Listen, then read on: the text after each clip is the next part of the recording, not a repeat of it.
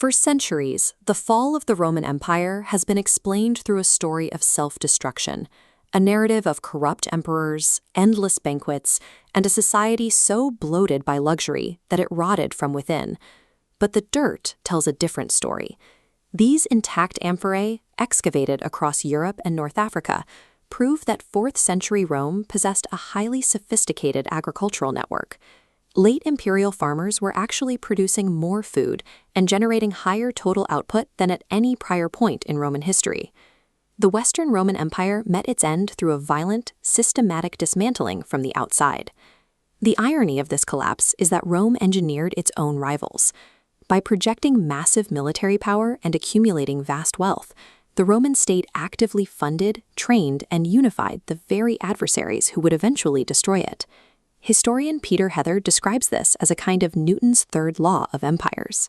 Every imperial expansion exerts intense pressure on its neighbors, forcing them to adapt and organize until they eventually push back with equal force.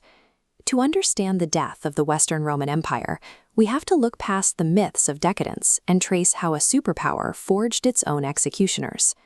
The first major fracture in Roman dominance appeared in the East during the 3rd century. The Sassanid Persian dynasty united a massive region of the Middle East, organizing a highly capable state on an explicitly anti-Roman platform. This new superpower immediately inflicted crushing defeats on the Roman military. The humiliation reached its peak when Emperor Valerian was captured alive, an event visible in stone reliefs showing the emperor physically submitting to the Persian king. Rome had to adapt to survive. To hold the line against Persia, the central government redirected massive troops and tax revenue away from Europe, permanently anchoring them on the Eastern Front. By committing so much financial bandwidth to the East, Rome completely drained its fiscal slack. The empire had spent its safety net. The Sassanids were held at bay, but the cost was permanent.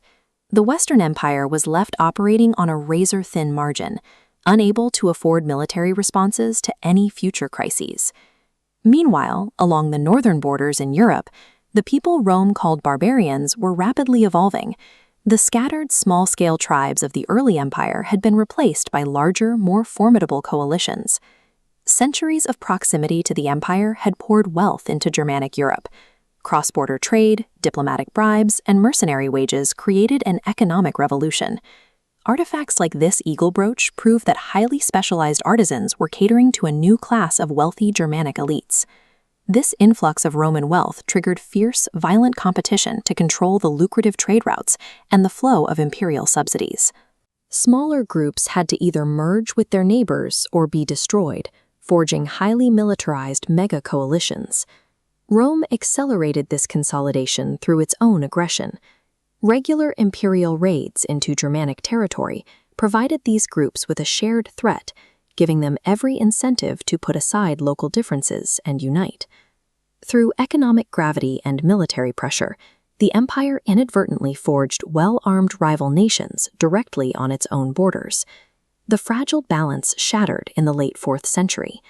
Out of the eastern Eurasian steppes, an explosion of Hunnic nomadic warriors swept westward, violently displacing every population in their path.